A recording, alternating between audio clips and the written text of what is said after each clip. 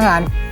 Okay, so what to do, what to avoid for a successful visa application. Wow. My guest now has a few tips to share. So a lot of people are very interested in this interview. So thank you for being here with us this morning. Felicia Leslie is the CEO of Melissa's Travel Service? Yes. Okay. Felicia and Melissa are two different people? Well, Melissa is my middle name, so I just incorporated just it in, okay, now in the business. Sense. How did you get into this business? Well, I've been doing visa since I was in university. When I was in university and I was going to go on the summer work and travel program, I had to process my J1 visa. And that's where I got the idea of how to do the application form for the J1. And then during COVID, during 2020, during the COVID, I thought, why not use this as an opportunity to get some funds? Respect, my girl. So what is the number one reason that you found that people don't get their visas?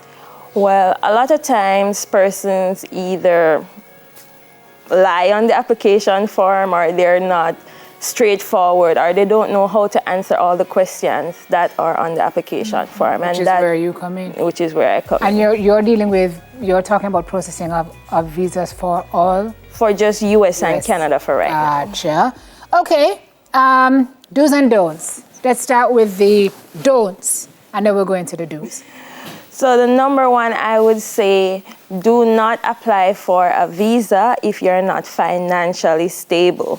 Oops. So if you cannot prove to the embassy that you are in a financial position to accommodate your trip for, let's say, a week, then it doesn't make any sense you apply.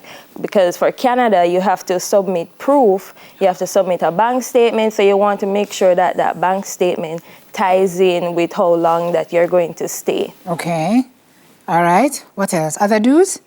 The other don'ts I would say is... don'ts, sorry. Yes, the other don'ts I would say is definitely do not overshare at an interview. Oops.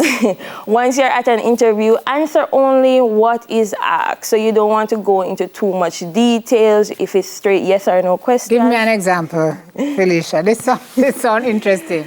Let's say the interviewer for the U.S. Embassy asks you, what's the purpose of your trip? So you want to say the purpose of my trip is either to spend time with my family. Don't say you're going to go to Orlando, then go to Miami. Don't, just be specific to the questions that they ask. Boy, life story is not necessary, is what you're saying. Yes. So don't lie. Yes. Be able to prove your source of funds. Yes. Financial stable. Yes. Don't overshare. Yes. Okay. Any more don'ts before we move on? I would definitely say, as I said, do not submit documents that are not up to standards.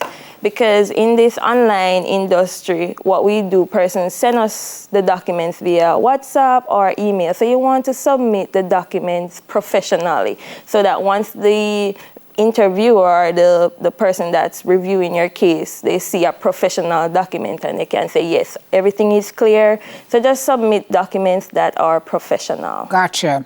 You got into the do's now, though, Miss Phil. Yes? Yes. Okay, so walk us through some more do's. All right. So the number one for the do's, as I mentioned earlier, would be to be truthful on your application. Once the travel agent, let the travel agent know of any past denials, I was just going to ask you, what do people lie about? Well, so a lot of times persons are not honest if they've done an application before, if they've been denied, whether for US, Canada. So, you want to tell the travel agent all of those before going to pay for and submit documents. Okay. Yes. All right. So be truthful is number one. Yes. In visa application and generally in life. Yes. Okay, yes. What else? Because that might put a damper on your application as well. Okay. The number two, as I would say, as I've mentioned before, which is a don't, present your documents professionally. That is a must. What about how you present yourself? That is the day of the interview. At the day of the interview, that is very that is very important. As I always say to my clients whenever I'm prepping them for their interview, you know, just be confident, you know, just smile, you know, just look them directly in their eyes, answer only what is asked. So just, you know, don't go there and lean up, don't go there and lean up, have your hand on your jaw, anything like that. So, you know, just be confident. Okay. And do you find now that people are getting through more often than not, based on your expert assistance? Well, for Canada, definitely Canada has been good to all of my clients so far. You know, 100% success rate for Canada. But the US is a little bit tricky, so we're still working towards getting persons. You know, I try to use my clientele, and I say to clients, if you are not ready, don't waste your money and apply. So I try to be selective in the US process, even though it's luck sometimes and you don't know if they'll get through. But I still try to encourage them, you know, look at what you have, you know, these are the questions that they might ask, and if you are confident, then you can go ahead and apply. Gotcha. All right, where do we find Melissa's travel service? Well, Melissa Travel Service is an online based.